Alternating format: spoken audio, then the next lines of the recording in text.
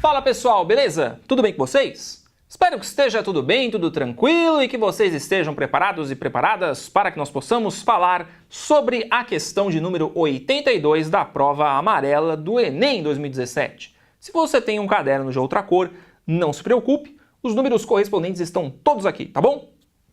Essa questão, ela traz um trecho de um livro de um cara chamado Eric Hobsbawm, grande historiador do século XX, que hoje já não escreve mais por motivos de força maior, no caso ele morreu, mas o texto fala um pouco sobre o poder dos Estados Unidos no final do século XX. Porque ele fala que a primeira guerra do Golfo, que foi apoiada pelas Nações Unidas, pela comunidade internacional, assim como o 11 de setembro, os efeitos, a reação do 11 de setembro, demonstraram a força dos Estados Unidos, da posição americana na geopolítica internacional.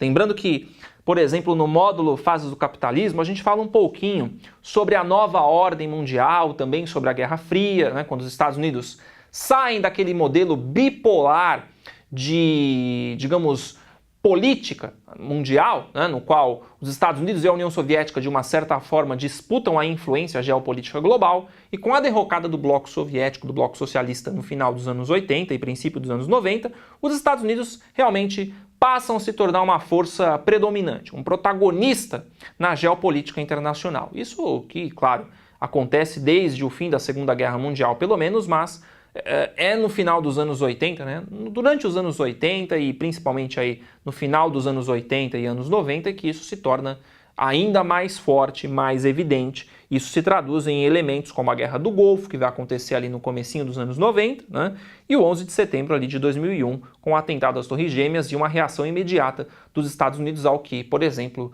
o presidente George W. Bush na época considerava como o eixo do mal, países que eram considerados inimigos dos Estados Unidos. Então, isso mostra a força da geopolítica internacional estadunidense.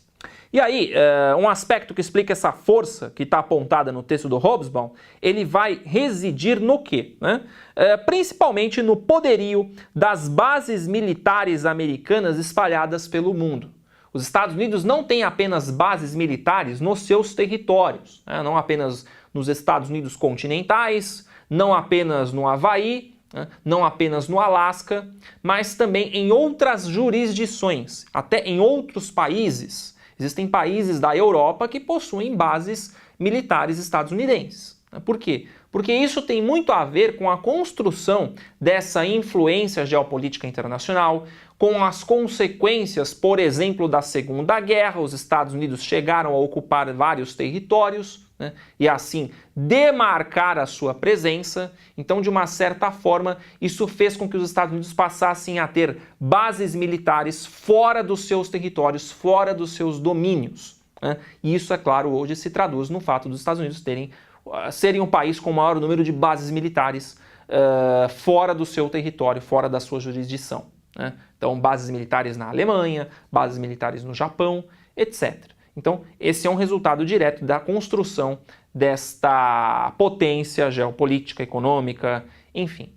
E, claro, também poderíamos falar sobre a instalação de bases navais e de navios norte-americanos, navios militares, é claro, espalhados pelo mundo, demarcando esse poder.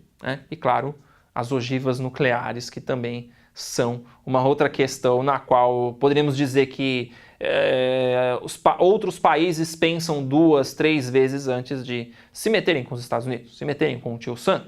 Então, isso é realmente, a gente pode refletir o que vai nos levar, claro, à letra A de América, tá bom? No caso é a América do Norte. Espero que com isso eu tenha conseguido esclarecer para vocês mais esta questão. Claro, se você tem dúvidas, é bom dar uma olhadinha no módulo de fases do capitalismo, mais especificamente quando falamos de Guerra Fria, de nova ordem mundial. Então, isso também vai ajudar vocês, tá ok? Espero que vocês tenham conseguido aproveitar, que vocês tenham gostado e, claro, nos vemos numa próxima. Até mais, pessoal!